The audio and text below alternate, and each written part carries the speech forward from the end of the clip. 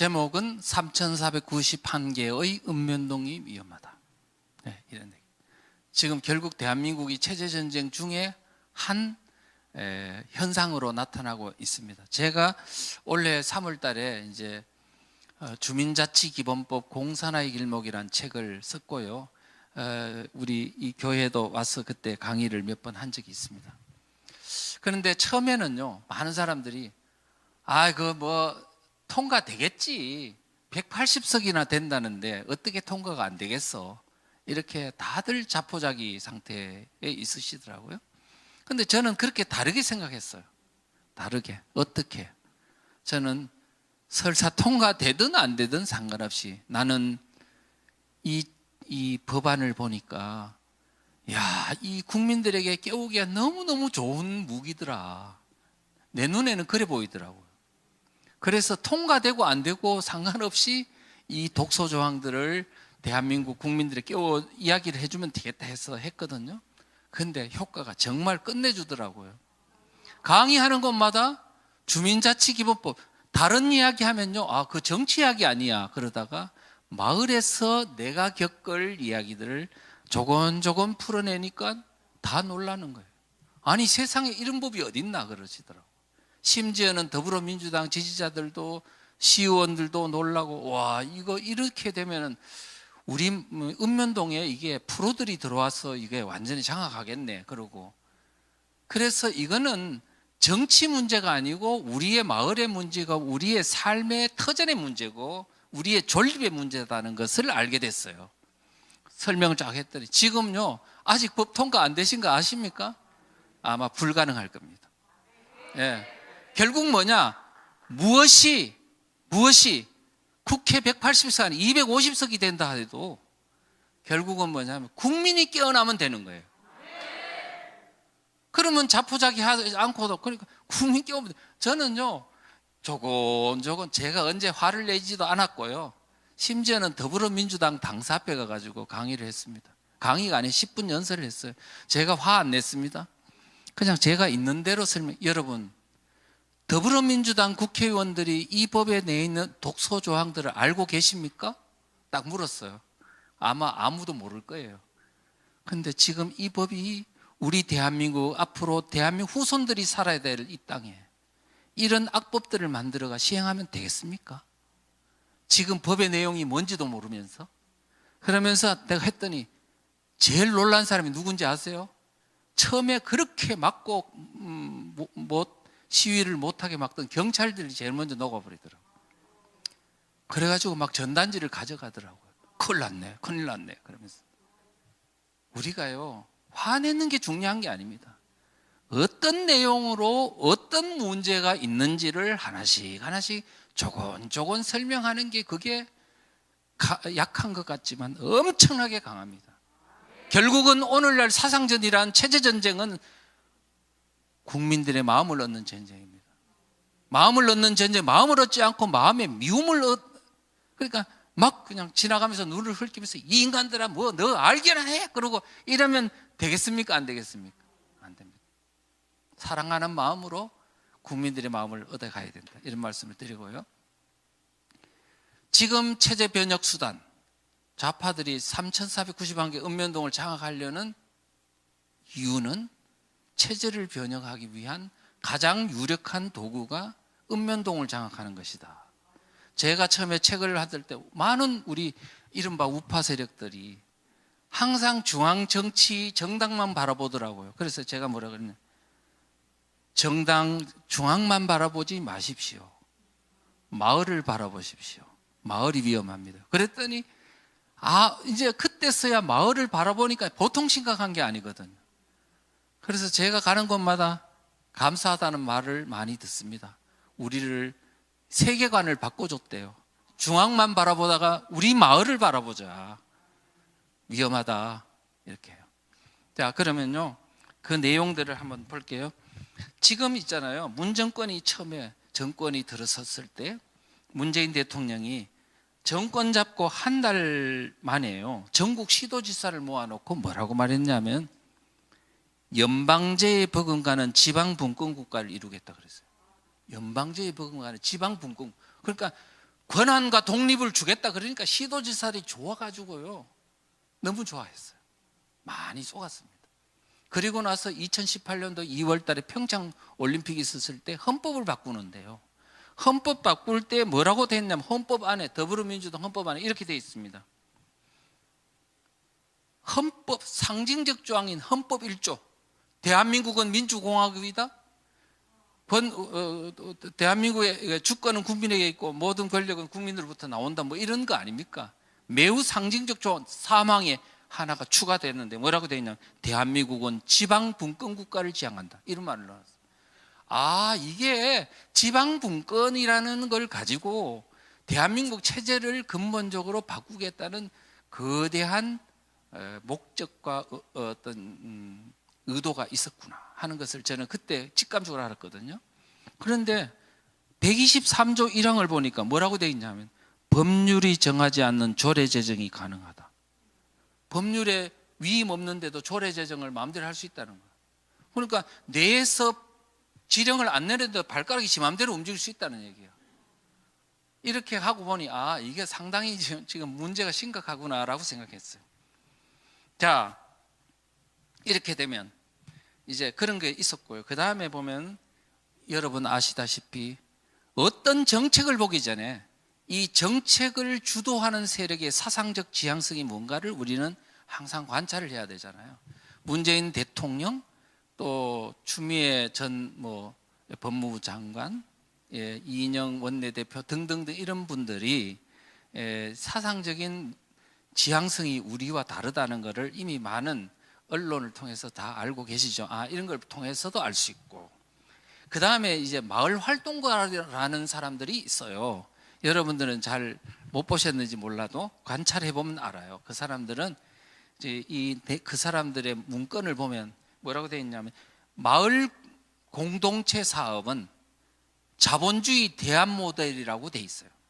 그러면 이거는 체제를 바꾸겠다는 의도가 있어요, 없어요? 네, 있죠. 그 다음에 지금 마을 활동가 그룹들이 가장 연구하는 모델이 뭐냐? 베네수엘라 주민자치의 모델이에요. 베네수엘라 모델이에요. 그 사람들을 불러가지고 연구도 많이 하고 세미나도 하고 그래요. 그 사람들을 연구하는 또 책자도 만들어진 게 있어요. 그걸 보면 아, 지금 이 주민자치회를 운영하려고 한 이 모델이 베네수엘라 모델이구나 알 수 있습니다. 그 다음에 지금 또 한국적 모델이 있어요. 마포의 성미산 모델이라고 있습니다. 있었는데 마포에 가면요, 거기에는 처음에는 공동 육아로부터 생각해서 공동 소비, 공동 생산, 공동 다 이렇게 사회주의 공동체 마을이라는 평가를 받을 정도입니다. 그 모델이 지금은요 여러 동네를 막 아우를 정도로 상당히 영역이 넓어요. 근데 그 모델이 박원순 서울시장을 통해 가지고 이제 서울 전역으로 퍼졌어요. 서울시 마을 공동체 종합지원센터라는 것을 만들어 가지고 그걸 전역으로 퍼뜨렸습니다. 지금은 은평구부터가 다 퍼졌고요.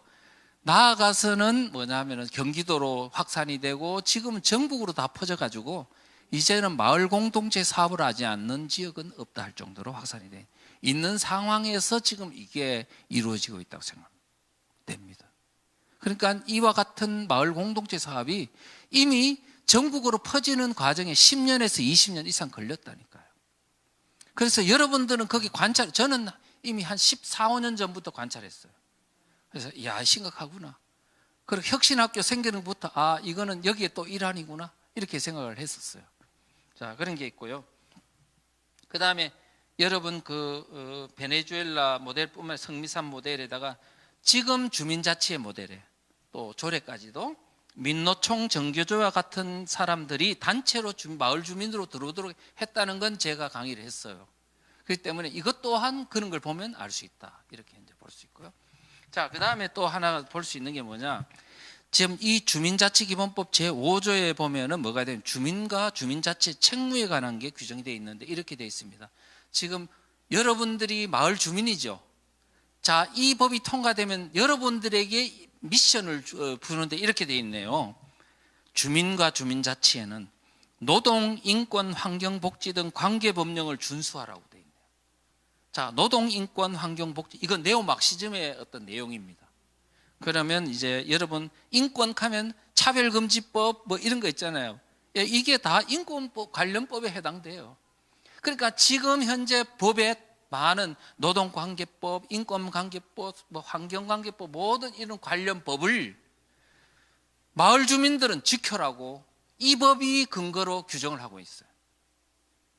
그러니까 지금 뭐냐면 이 법은 하나의 법이 아니에요. 이 마을공화국에 적용하는 하나의 헌법이라고 보면 되는 거예요. 그래서 기본법이라고 써놓은 거예요. 서독기본법은 헌법을 말해요. 이건 마을공화국을 지배하는 하나의 헌법적인 어떤 틀을 말하는 거예요. 그래서 여러분들이 이게 지금 막아야 되냐 안 막아야 되냐 하면 어떻게 해야 될까요? 막아야죠. 이거는 우리가 여러분들이 아셔야 막을 수 있습니다. 예, 그런 게 있고요. 그 다음에 이 법 제8조에 보면은 차별금지 규정이 있습니다. 그래서 이거는 미니 차별금지법이라고 할 수 있는데 성별에 따른 차별금지를 했는데 이 성별이 이들의 마을 공동체 활동가들의 내용을 보면 젠더 개념이라고 다 규정이 되어 있습니다. 이거는 신념에 따른 차별금지를 규정해놓은 신념이 뭐냐? 이거는 사상을 말합니다. 사상. 왜 그러냐? 차별금지법이라고 아시죠? 평등법이라고. 거기 보면 거기도 성별 이런 것도 차별금지가 있는데 그때는 신념이 아니고 사상으로 아예 노골적으로 밝혀놨거든요. 거기에는 성별, 사상, 종교, 인종 등에 따라 차별받지 않는다고 되어 있습니다. 그래서 신념이란 사상을 의미한다. 그러면 공산주의, 사회주의 사상, 주체 사상 같은 것을 받아들이고 연구하고 활동하고 선전하고 조직하는 활동이 가능해진다. 마을에서 차별받지 않는다는 거예요. 이단 활동 할 수 있습니다. 종교의 차별 금지예요. 이슬람 차별 활동, 반대 활동 안 됩니다. 이제 이와 같은 지금 규정들이 있는데 이거를 지금 아이고 그거는 정치 활동 아니야. 차별금지법은 반대하지만 주민자치기본법 반대 활동은 할 수가 없지. 종교 분리인데 라면 될까요? 안 될까요? 안 돼요. 이게 뭐냐면 교회를 차별금지법하고 비교가 안 될 정도로 큰 엄청난 토대법입니다. 이거를 반대하지 않는다는 것은 교회의 이기를 포기하는 겁니다. 이렇게 말할 수 있습니다. 자, 그런 게 있고요. 그 다음에 뭐 그 정도로 하고, 그 다음에 이제 주민자치기본법 또는 주민자치 조례 등에 있는 독소조항 중에요. 가장 문제는 제7조라고 생각을 합니다. 가짜 주민들이 대거 들어온다. 자, 지금까지 여러분들은 주민이 뭐냐 하면은 그 읍면동에 살아야 되죠. 그 다음에 주민등록이 되어 있는 사람을 주민이라고 합니다. 그런데 이 법에 따르면 이 동네에 안 살고 주민등록이 안 되어 있는 사람도 이제는 주민으로 얼마든지 들어와서 활동할 수 있도록 문을 활짝 열어버렸습니다. 그럼 뭐 가짜 주민이거든요. 진짜 주민이 있고 가짜 주민이 있는데 이 가짜 주민은 어떤 사람이냐 하니까 첫째, 조선족과 같은 재해동포를 여기 넣어놓은 거야.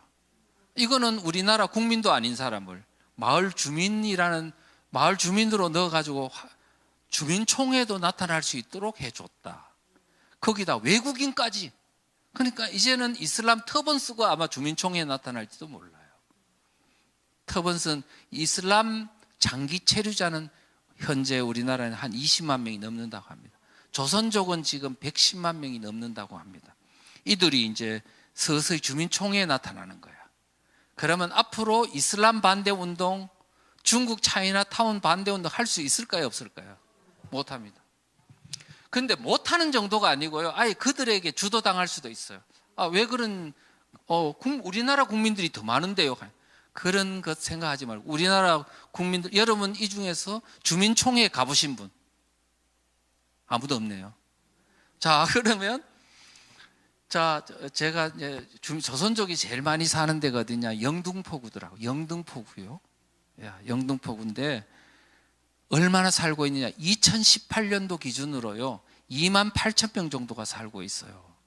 근데 18개 동이에요. 18개 동. 한 동당 한 1,550명 정도가 살아요. 1,550명. 자, 그런데요. 지금 주민총회 그 조례 같은 데를 보면 주민이 3만 명이면, 한 동의 주민이 3만 명이면 100분의 1만 참석하면은 주민총회 의결이 성사되는 것으로 되어 있습니다. 또는 100분의 2. 그러면 100분의 1이면 3만 명이면 얼마만 참석하면 된다고요?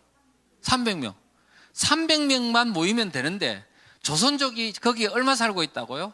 1550명. 이 사람들이 중국 공안에 의해 가지고 야 참석해 그러면 참석할까요 안 할까요? 그러면 조선족에 의해 가지고 이 의결성이 뚝딱 끝날 수도 있는 거예요.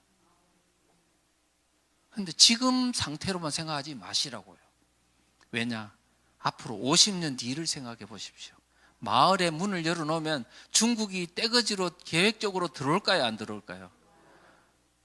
옛날에 6.25 지금 영국에서요. 영국이 지금 이슬람 인구가 6%래. 6%. 이제 그때쯤 되면 테러를 시작한다고 그러더라고요. 저는 잘 모르지만.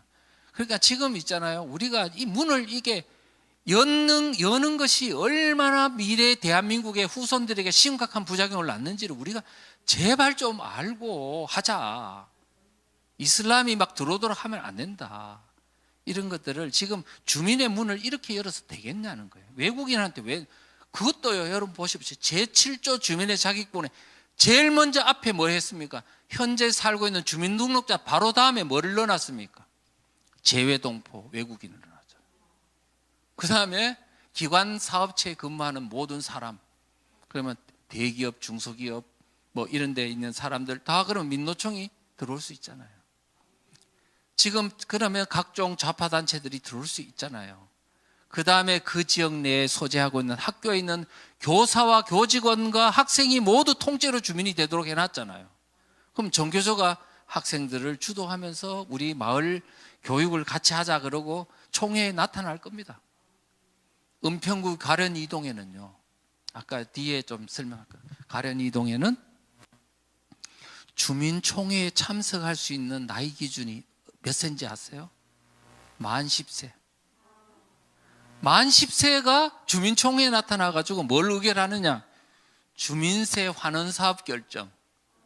그 다음에 동해 1년 예산 계획 같은 거를 결정하고 이런 거를 하는데 만 10세가 알아요, 몰라요? 그러면 누가 가르쳐 줘야 될까? 뒤에 누군가가 있겠죠? 누굴까요? 지금 여러분들이 조금만 생각해 보면 이게 심각한 부작용이 있겠구나 하는 걸 아셔야 되잖아요. 우리가 이런 거를 생각해 보면 앞으로 결국은 뭐냐면 대한민국이 지켜지느냐 안 지켜지느냐는 우리 국민들의 지적 수준하고 관계 있습니다. 우리가 그런 사람들은요, 이런 판단력이 없는 사람들은 이 자유민주주의를 지킬 가치가 없다고 봐요. 민법에 보면은 금언이 하나가 있습니다. 권리 위에 잠자는 자는 보호받지 못한다는 말도 있어요. 우리가 자유를 주고 우리에게 뭔가 많은 어떤 그 경제적인 선조들을 잘 만나가지고 이렇게 잘 살게 됐는데 우리가 그거를 지킬 수 있는 능력이 없는 자에게 돈이 남아있을까요? 없을까요? 없습니다. 우리는 스스로 자유민주주의, 자유가 있을 때 지켜야 된다는 거죠. 자, 그렇고 이제 조선적 이슬람은 이야기를 했고요. 자, 그 다음에는 지금 조례로 요새 주민자치기본법만 문제가 아니고 이미 현재 진행되고 있는 조례에도 심각한 문제가 주민자치기본법에 있는 독소장이 그대로 다 녹여져 있습니다. 다 한번 보십시오. 녹본동에 있는 주민총회 그 내용을 보시면 이렇게 돼 있네요.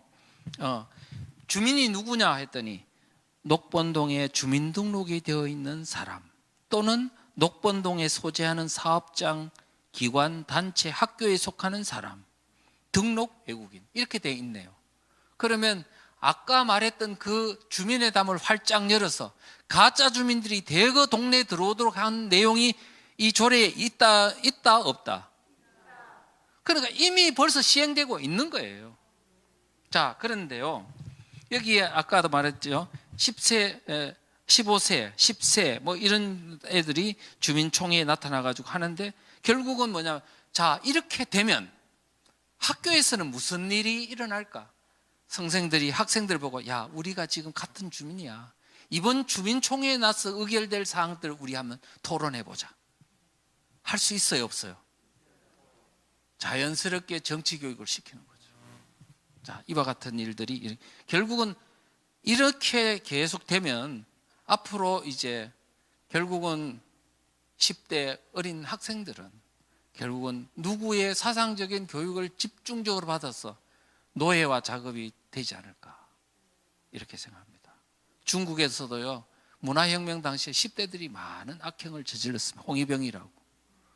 예, 캄보디아에서도 그랬고 6.25 전쟁 때도 그랬고 여순 반란 사건 때도 그랬습니다.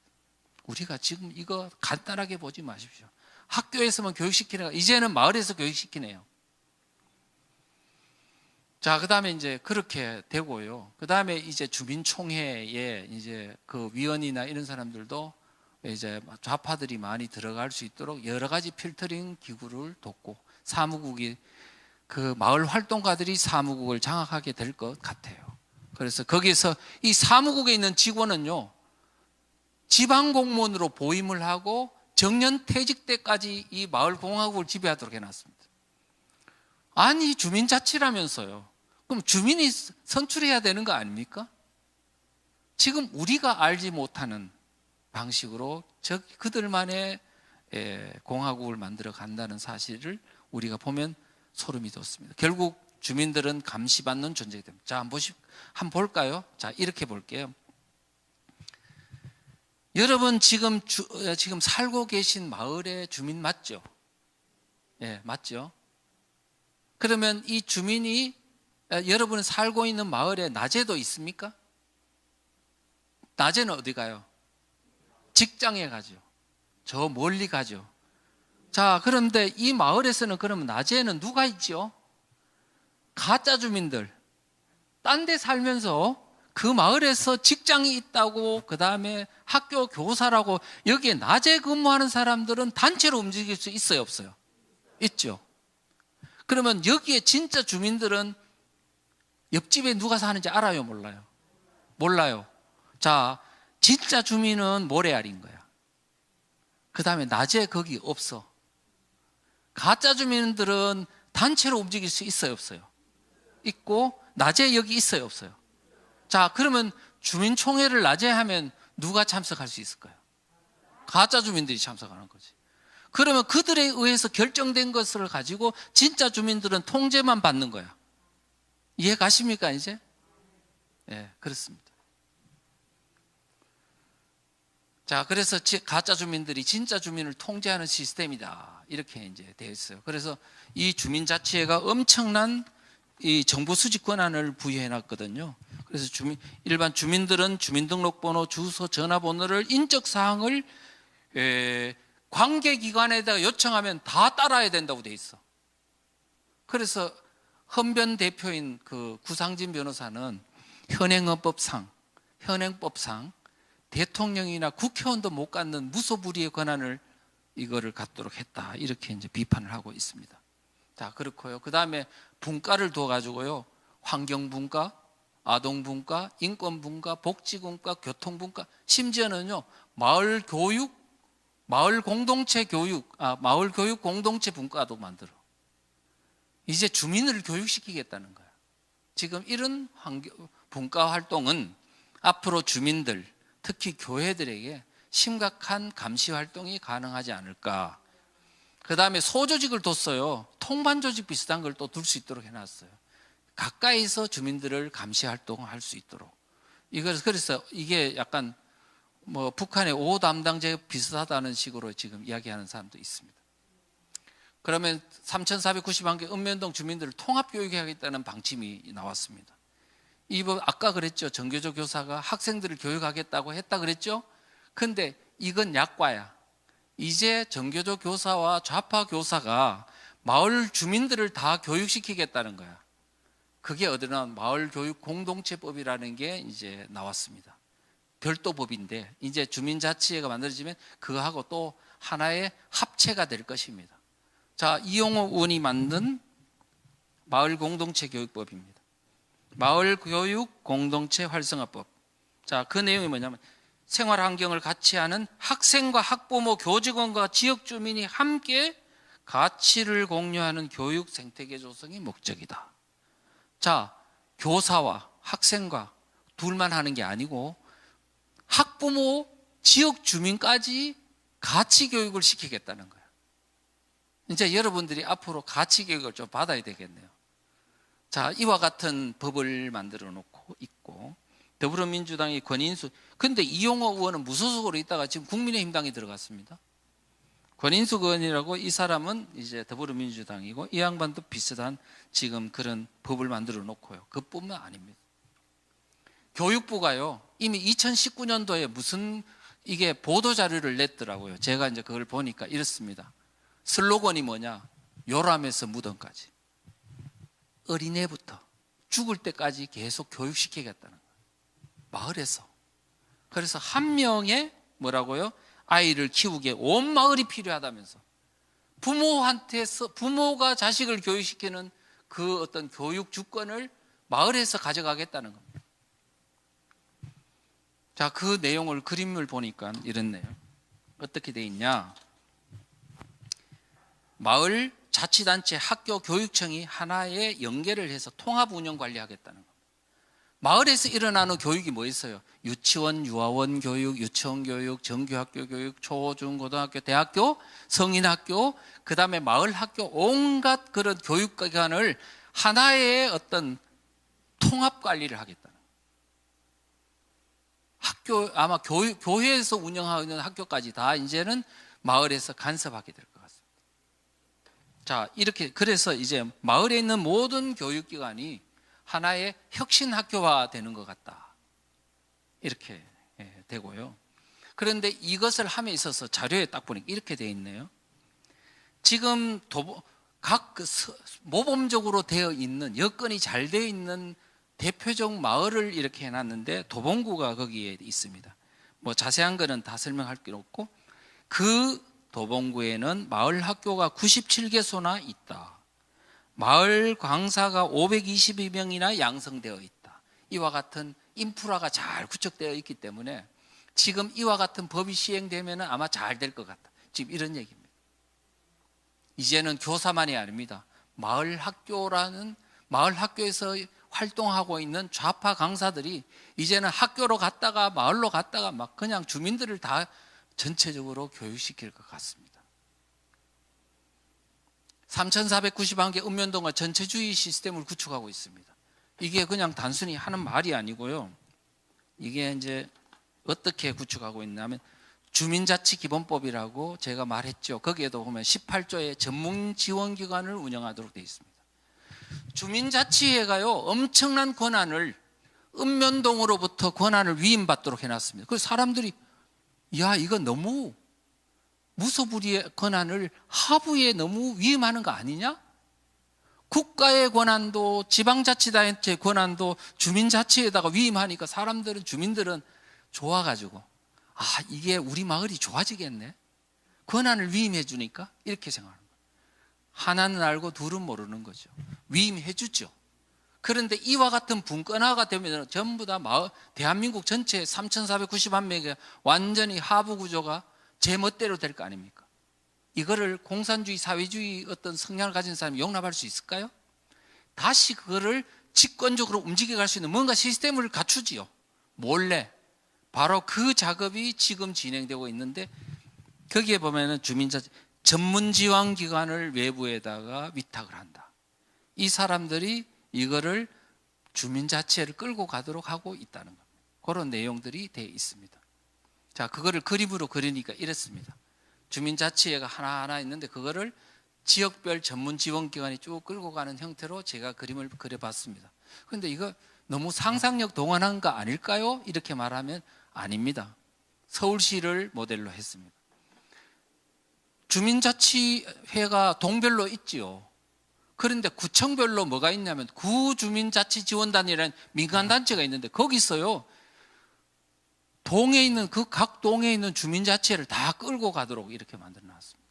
구청도 간섭할 수 있고 동사무소도 간섭할 수 있고 구청 내에 있는 민간단체도 다 컨트롤하도록, 심지어는 동주민들까지 교육을 통해서 통제하도록, 이렇게 구주민자치지원단이라는 게 무소불위의 컨트롤 센터로 만들어놨어요. 민간단체. 이걸 보니까 아까 그 말이 틀린 말이 아니다. 그런데 이번에 또 아까 교육부에서 내려온 자료에도 보니까요, 주민자치회 옆에 교육 모델이 있죠. 또 다른 동에 또 교육 모델이 있죠. 교육 모델이 있죠. 이거를 이렇게 해놔서 뭐라고 했냐면 1권역, 2권역, 3권역 이렇게 써놨어요. 아, 이거는 동별 교육센터를 하나 또 묶고 또 하나에 묶고 이렇게 교육을 전체적으로 컨트롤하겠다 하는 것으로 이게 이미 이 그래프에도 잘 드러나고 있다, 이렇게 볼 수 있습니다. 그 다음에 이 마을 공동체와 지역사회 체제 변형을 위한 각종 단체들을 설립하는 이 법안을 또 발의하고 있는데, 이해식 의원이 발의한 마을 공동체 활성화 기본법안, 여기도요 각종 단체들요 잘 돼 있습니다. 뭐라고 돼 있냐? 마을 공동체 정책위원회, 마을 공동체 공동체위원회, 그러니까 하나는 행안부 산하, 하나는 자치단체별로 이런 어떤 단체를 해놓고 권한을 그쪽에서 행사하도록 이렇게 돼 있죠. 그 다음에 또 진선미 의원이 발의한 마을 공동체 기본 법안에도 또 돼 있습니다. 그와 같은 뭐가 돼 있냐 하면요, 마을 공동체 자치단체별로 마을 공동체 지역위원회를 설치하고, 국무총리 산하에는 마을 공동체 중앙위원회를 설치하고, 전국적으로 다 이렇게 시스템화를 되도록 해놨고, 마을 공동체 지역 지원센터를 만들어 놓고, 이런 걸 다 외부에서 하고 그 권한들을 좌파 단체들한테 다 위탁할 수 있도록 이렇게 해놨습니다. 서영교 법안도 똑같습니다. 마을 공동체 지역사회 혁신 활성화 기본 법안의 내용을 보면 그렇습니다. 지금 여기서 보면요, 지역사회를 혁신하는 주체는 마을 주민이 아닙니다. 그들입니다. 그들. 자, 여기 법안이 나와 있어요. 뭐라고 되어 있냐면 보십시오. 지역사회 주체란 지역 주민이 아니고요, 지역 주민과 경제적, 사회적, 문화적 기반을 공유하는 자로서, 지역 주민과 정치, 사회, 경제적, 사회적, 문화적 기반을 공유하는 자로서 다음과 같은 마을 공동체, 비영리단체, 비영리법인 이런 사람들한테 마을 혁신 주체의 능력을 부여했다는 거. 예. 그 다음에 이제 뭐 이런 거 저런 거, 지역 공동체 혁신위원회, 지역 공동체 정책위원회, 지역 지원기관, 그다음 지역 공동체 혁신 종합센터, 그래놓고 이거를 또 다른 단체한테 다 위탁할 수 있도록 해놨습니다. 그러니까 여러분들이 지금 권한을 부여한다는 말에 쏘고시면 안 됩니다. 외곽에 다 이거를 층층이 컨트롤할 수 있는, 직권적으로 운영할 수 있는 시스템을 다 갖춰놓고 지금 이거를 분권화시킨다는 사실을 명심하셔야 됩니다. 자, 그 정도로 하고요. 자, 이제 앞으로 우리가 서울시에서 이제 이번에 종합감사를 했는데, 마을 공동체 사업이나 이게 얼마나 문제가 많은지가 여실하게 다 드러났습니다. 시간이 없어가지고 이거는 이제 뭐 자세한 거는 이게 생략하도록 하고요. 자, 그러면 이제 마지막 장입니다. 어떻게 할까? 어떻게 할까? 지금 3,491개의 읍면동은 내가 살아가고 있는 땅이자, 여기가 무너지면 대한민국 하부 구조는 사실 이제는 회복할 수 없습니다. 정권이, 우파 정권이 들어선다 해도 소용이 없습니다. 하부가 이미 완전히 그들의 손아귀에 넘어가 버리면요. 그래서 지금 대한민국은 이제 이 정권, 이런 어떤 그 주도권이 넘어가는 순간에 앞으로 회복하려면 그거는 100년, 200년으로도 어렵지 않을까. 왜냐하면 제가 조선시대의 역사를 책을 썼기 때문에 하다 보니까 이제 살인파들에게 향촌 주도권이 넘어간 것이 16세기입니다. 16세기인데 그게 끝까지 간 게 언제냐면 조선 말기 무너질 때까지 갔거든요. 완전히 대한민국은 피폐한 향촌 문화를 갖고 있었습니다. 그들의 손아귀에서. 그래서 우리가 지금 이거는 향촌을 지키는 것은 우리의 대한민국의 자유민주주의 체제를 지키는 것이자 우리의 삶의 방식을 지키는 것입니다. 그래서 이것은 지금 단순히 뭐 그냥 4년마다 정책으로 교체될 수 있는 게 아니라는 것. 그래서 이 정권의 이해찬이라든지 이런 사람이 뭐냐면 20년 집권, 50년 집권, 100년 집권 이런 얘기를 하는 건 이것이 완전히 장악하면 어떻게 되는지 아세요? 이 사람 주민들이 그들의 돈의 노예가 됩니다. 그러면 이들에 의해서 뭐냐면 선거가 치러지면 국회의원이고 뭐고 간에 이제 그들의 손아귀에 다 놀아나게 돼서 대한민국의 정치는 그들의 영구집권 체제에 종속하게 된다. 이런 말씀을 드리면서 그래서 오늘 지금 그래서 어떻게 해야 되겠냐. 지금 이거를요 강의 한 번 듣는 거로 안 됩니다. 책을 읽으셔야 됩니다. 소책자도 읽으시고 지금 이제 그 다음에 동영상도 듣고 그 다음에 전단지가 있으면 이걸 나눠주면서 그 다음에 한 1분에서 한 5분 정도는 이게 왜 심각한 문제가 있는지를 자기 나름대로 설명할 수 있는 능력을 갖추고 이웃이나 가족이나 친지들에게 가서 다정다감하게 가서 오늘날 이 사태의 문제가 체제 문제라는 사실을 가르쳐주면서 우리가 힘을 모으는 국민을 깨우는 그래서 대한민국을 다시 살리는 그런 대역사적 반전을 해야 되겠다 이렇게 생각을 합니다. 고맙습니다.